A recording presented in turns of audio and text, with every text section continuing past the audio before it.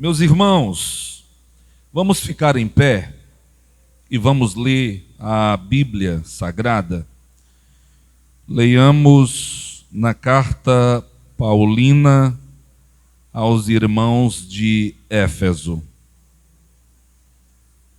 Efésios capítulo 4, verso 11 e 12 e 13.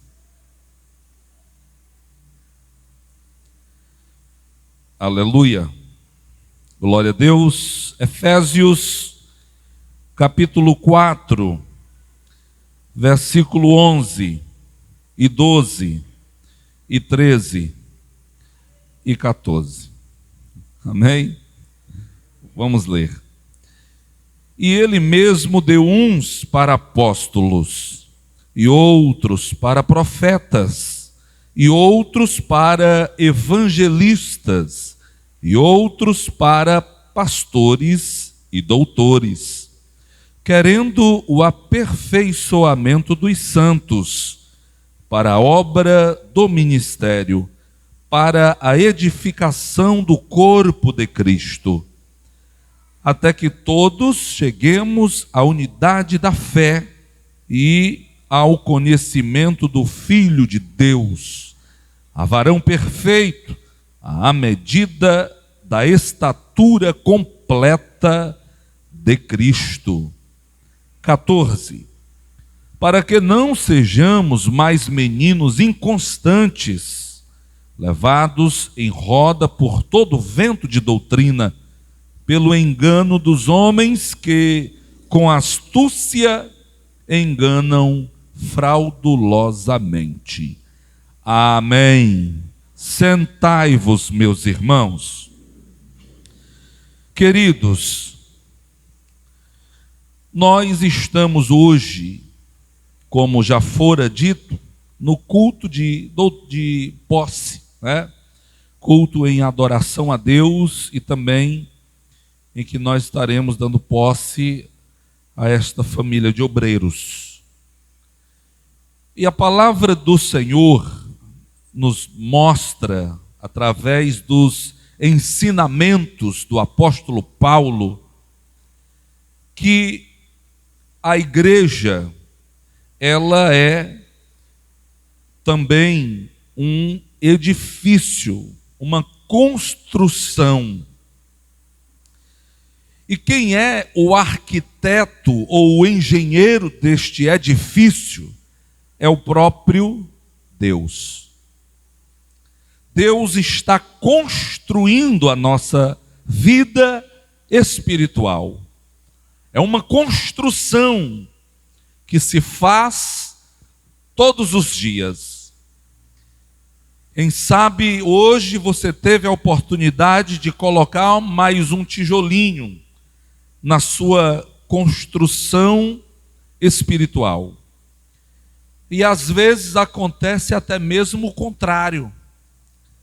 Ao invés de nós acrescentar, nós perdemos. Por um descuido ou outro, quem conhece um pouco de construção, sabe que os acidentes acontecem, né? As situações indesejadas acontecem quando se perde algum tipo de material. Trazendo para a nossa vida espiritual, são os erros que nós cometemos, as falhas, os deslizes, que às vezes retarda o avanço da obra espiritual, o avanço desta construção espiritual na nossa vida. Mas Deus, que é o engenheiro e também o dono da obra, ele sempre está interessado em fazer esta obra avançar, em fazer essa obra crescer. E ele mesmo sabe que os atrapalhos acontecem. Ele sabe que os prejuízos acontecem. Ele já está programado também com uma reserva para suprir as necessidades desta construção, deste edifício. E Deus conhece todos os operários deste edifício. Deus sabe quem são os pedreiros qualificados, profissionais, os pedreiros aspirantes, que está entre o ajudante e o pedreiro profissional, ele é meio oficial, né?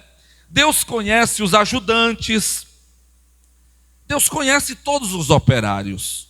Ele sabe quem de nós, quantos de nós está trabalhando na edificação deste edifício, nesta construção maravilhosa que é a igreja, que é o reino de Deus. Nós temos um papel importante na construção deste edifício. Todos nós, desde a criancinha que está aqui sentada, participando do vocal infantil, tendo a sua oportunidade de fazer história, de participar para o crescimento desta casa, entoando louvores, fazendo coreografias, participando da salinha da escola bíblica dominical, bem como a juventude, as irmãs, os irmãos, os obreiros, todos temos um papel importante no avanço desta obra, na construção deste edifício. E todas as vezes que aqui e acolá, aparece uns ninjas enrolando o serviço, Então aqui e acolá aparece um ninja pelo meio, achando que está fazendo uma coisa boa, achando que é uma vantagem, ele trapacear o patrão, só para comer o seu salário, o seu abônus. Ele imagina que aquilo que ele está fazendo vai trazer a ele um resultado positivo, quando não. Porque tudo que nós fazemos, mesmo no âmbito material, no âmbito profissional, tudo, absolutamente tudo, reflete na nossa vida espiritual. Guarde isso para você, irmão. Guarde no seu coração. Tudo que nós fazemos nesta vida, seja na igreja, seja em casa, seja no trabalho, reflete no âmbito espiritual. Doutra sorte, a Bíblia afirma com muita categoria que tudo aquilo que o homem semear, ele também ceifará. É a lei da semeadura, a infalível lei da semeadura. Então, irmãos, nós precisamos exercer em absoluto, na íntegra, o nosso papel para o crescimento, para o engrandecimento desta obra. Nós precisamos nos empenhar, nós precisamos nos envolver, obviamente, tudo dentro da nossa força, tudo dentro da nossa possibilidade. Deus conhece a nossa possibilidade, Deus conhece a nossa força. Talvez o que está faltando em alguns de nós é a vontade, é a motivação, é o entusiasmo. Mas Deus, que é o dono, volto a dizer, o dono desta obra, o dono deste edifício, está olhando para os seus cooperadores, para os seus funcionários, para os seus trabalhadores. E o Senhor Jesus, que é este dono, ele diz: eis que presto venho, e o meu galardão está comigo para dar a cada um segundo a sua obra. Aleluia! Oh glória! Falamos de obra, mais uma vez. Ouvimos uma palavra que, por sinal, uma grande mensagem, que fala sobre mudanças, sobre expectativas, que fala sobre, às vezes, contrariedade, porque é algo diferente, que pode se trazer conforto ou um desconforto. Tudo depende da posição do observador, Então, irmãos, qual é a sua função na construção deste edifício? Qual é o seu posicionamento, o seu ânimo? Qual é o seu ofício na construção desta grande obra que se chama o reino de Deus, que se chama a igreja? Qual é a sua função? O que você está fazendo? O que tem feito? Está parado? Está em atividade? Está meio lá, meio cá? Vamos trabalhar para podermos nos aprumar, para podermos nos alinhar, para podermos fazer a máquina funcionar na sua íntegra, porque às vezes a máquina está funcionando 20% da sua capacidade, 30% da sua capacidade, quando pode funcionar 80%, 90%, quem sabe até 100% da sua capacidade. Depende do bom funcionamento das engrenagens, depende das boas conversas, depende dos acordos que se fazem, depende da boa vontade dos integrantes desta máquina. A máquina pode voltar a funcionar a todo vapor. E quem vai ganhar nisso, irmão, é o reino dos céus. Quem está entendendo, diga glória a Deus. Todos nós temos um papel importante na construção deste edifício. Todos.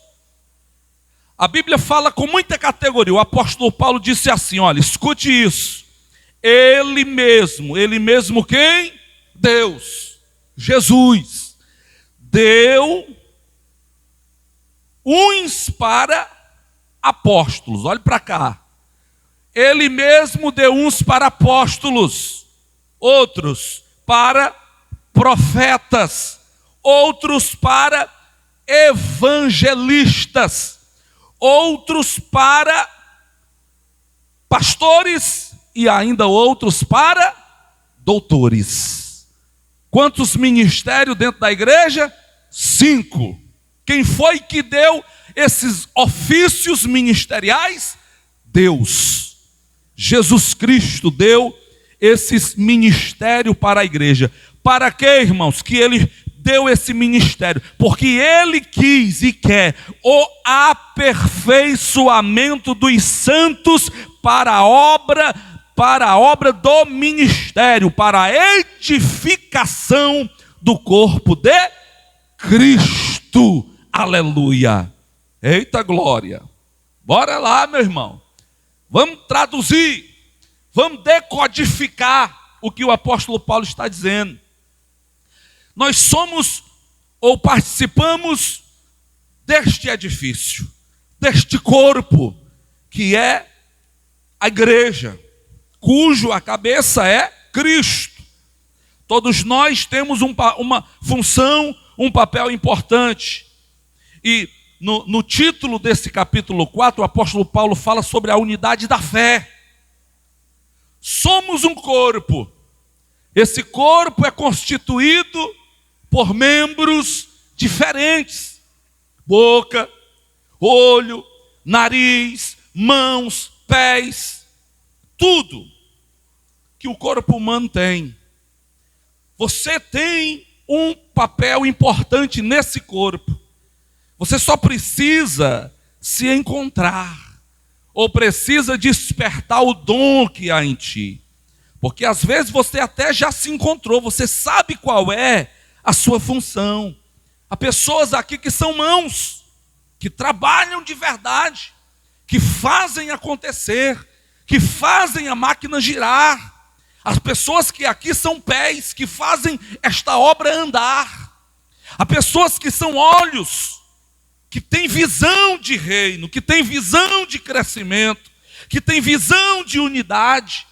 Há pessoas que são bocas, que são pessoas que traz a unidade dos irmãos através do aconselhamento, através de palavras de edificação, através de exortação, e por aí vai. Você tem um papel importante. Toda vez que um operário desta construção, que um membro deste corpo, ele desfalece, ele adoece, ou ele mesmo nega a sua capacidade de contribuição, este corpo padece, esta obra padece.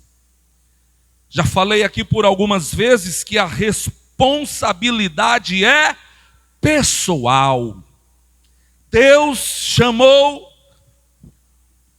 de uma certa forma, a coletividade, né?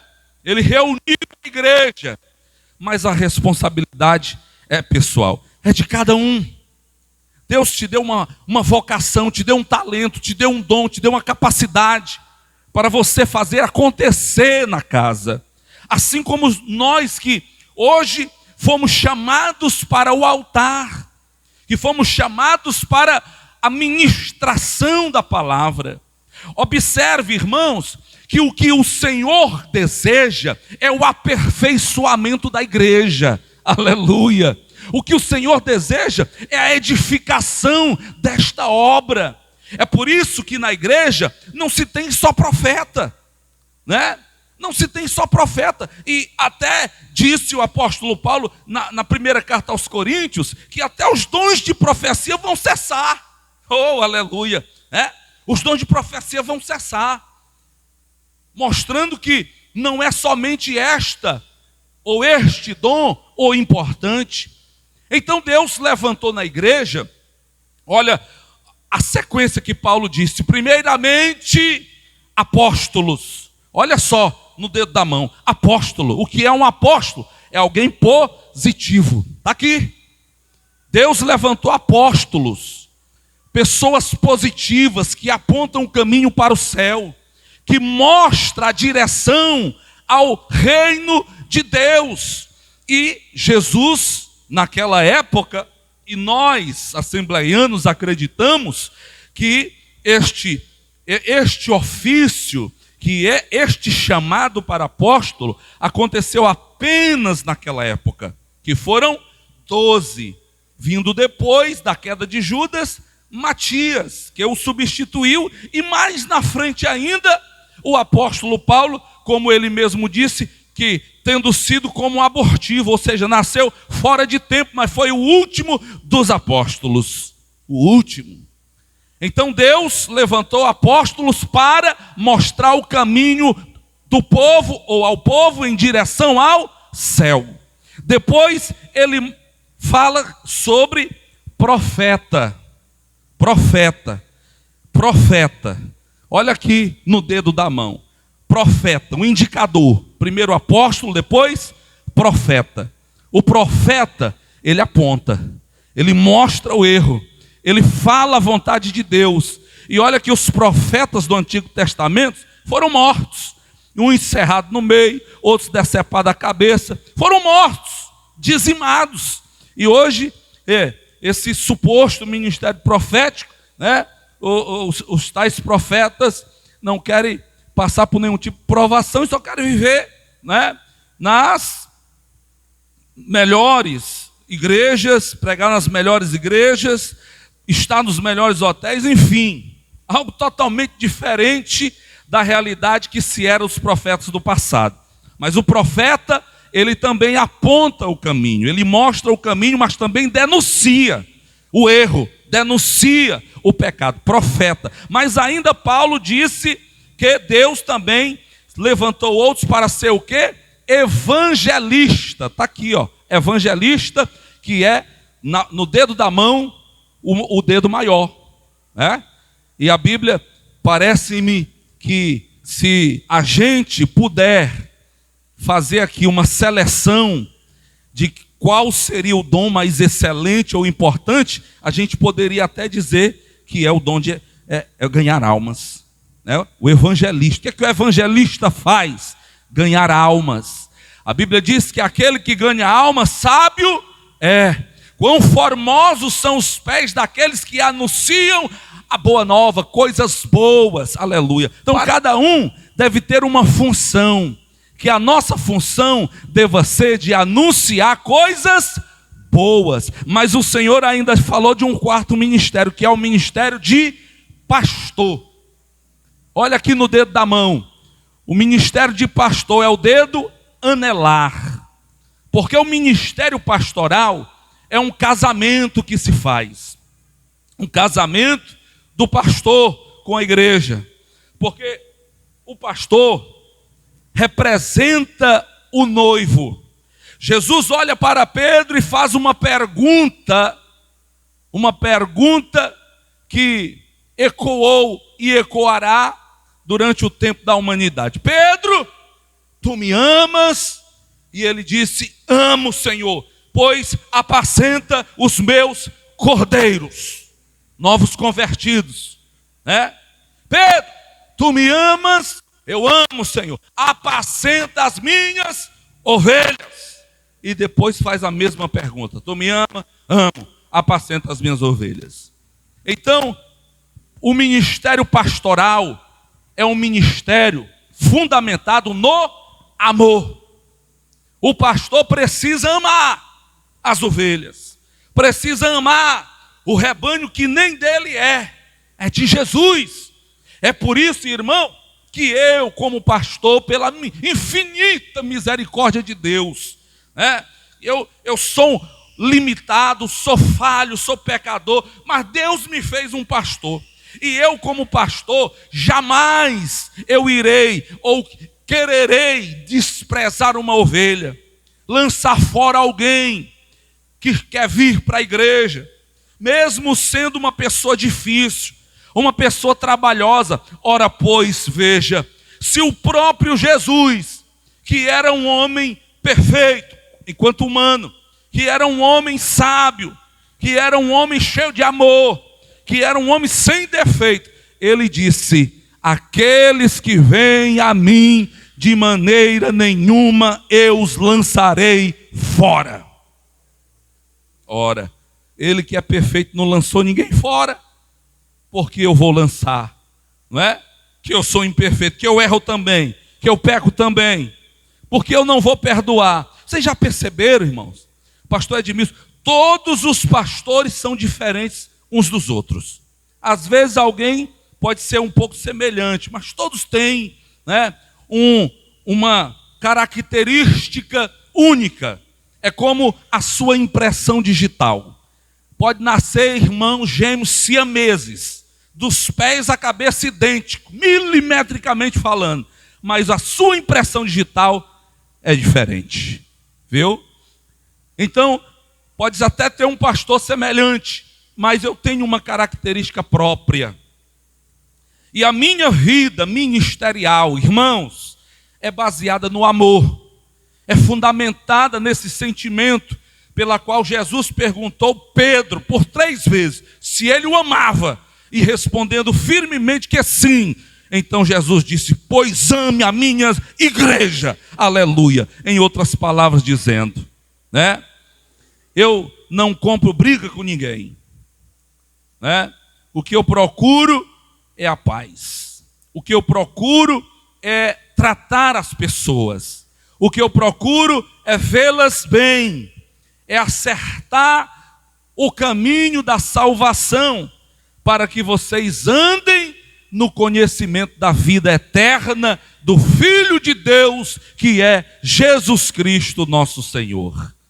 Então, o ministério pastoral é um casamento. Escute, vou terminar já. Casamento exige de ambas as partes. Casamento, olhe para mim. Porque eu sou homem, eu preciso que ela faça tudo o que eu quero. Porque eu sou homem, eu sou o macho alfa, eu mando. Eu fui criado primeiro, como disse Paulo, primeiro foi criado o homem, depois a mulher. Então eu preciso ser o mandatário. Não é assim que funciona. O casamento, existem as imposições, os limites, existe o respeito, existe um sentimento de consideração recíproco de um para com o outro. No casamento existe o aconselhamento. Tudo isso existe dentro do casamento, para ambas as partes. E o que predomina sempre é o diálogo, a conversa. Quando se casa 2 pessoas, quando se casa um casal, eles irão agora ser uma só carne, né? Falando de uma forma figurada, mas como diz a Bíblia, uma só carne, um só corpo, mas não é duas cabeças, é uma cabeça. A Bíblia diz que o cabeça é o homem, o varão. E outras pessoas já dizem que o pescoço é a mulher, né? E aí a cabeça só vai para onde o pescoço mandar, direcionar. Tudo deve ser feito, irmãos, com conversação, diálogo. Assim é também o nosso relacionamento com a igreja. Diálogo, conversa, respeito, reciprocidade, amor. Esse é o casamento, que é o que vamos fazer já já. Alguém pode dizer assim, mas a Leão de Judá passou 12 anos, 14 anos sendo pastoreado pelo pastor da igreja. Irmãos, o pastor da igreja é chamado pela Bíblia de o anjo da igreja, que recebe a direção de Deus. E na direção de Deus, as decisões são tomadas. E nós, de acordo com o que nós temos administrado a obra, nós temos entendido, irmãos, que tudo está na direção de Deus. E eu vou explicar o porquê. A Bíblia diz que, lá no profeta Jeremias, se não me falha a memória, fala da seguinte forma: e dar-vos-ei pastores segundo o meu coração, que vos apacentem com sabedoria e com ciência, conhecimento. A igreja tem o pastor que merece, o pastor que é enviado por Deus. Que aqui na nossa igreja, nós temos um pastor que hoje é o pastor Edmilson, que por sua vez coloca nas igrejas os seus representantes. Paulo colocava nas igrejas que ele fundava os presbíteros para o representar, para falar em seu nome, para ensinar o caminho da verdade, e assim sucessivamente. E quando você recebe alguém enviado por Deus, por Cristo, é a ele que você recebe. Foi o que Jesus disse: quem recebe a mim, recebe a meu Pai que me enviou. E quem recebe aquele que eu enviar, é a mim que recebe.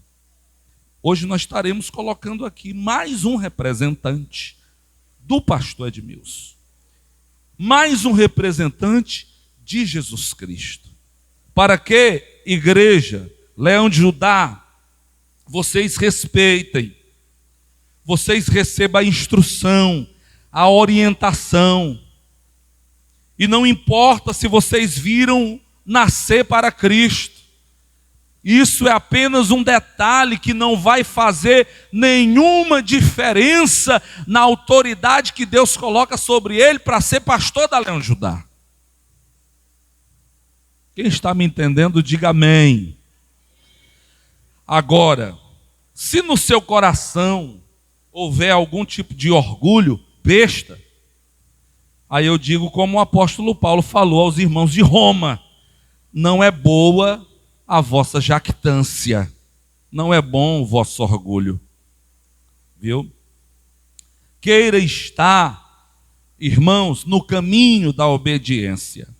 Paulo ainda cita um último ministério. Qual foi ele? O ministério de mestre. Está aqui, o menor dos dedos, olha. Jesus disse: aquele que quiser ser o maior, que seja o menor. Então está aqui: apóstolo, profeta, evangelista, pastores e doutores, mestre. Tem coisas, irmãos, que é só o mestre que resolve, né? Às vezes você está com uma coceirinha aqui, lá no fundo do ouvido aqui, só vai o pequenininho, olha. Não adianta você querer botar o maior que não vai, isso aqui, viu? Pode ser um apóstolo, pode ser um profeta, pode ser um doutor, ou melhor, um evangelista, pode ser um pastor. às vezes não cabe lá. Só vai dar certo uma palavra do mestre. Viu? Deus fez tudo isso para o aperfeiçoamento da igreja. Aleluia. Deus distribuiu esses dons para que a igreja seja edificada e conforme disse Paulo, até que cheguemos à unidade da fé e ao conhecimento do Filho de Deus, a varão perfeito, à medida da estatura completa de Cristo.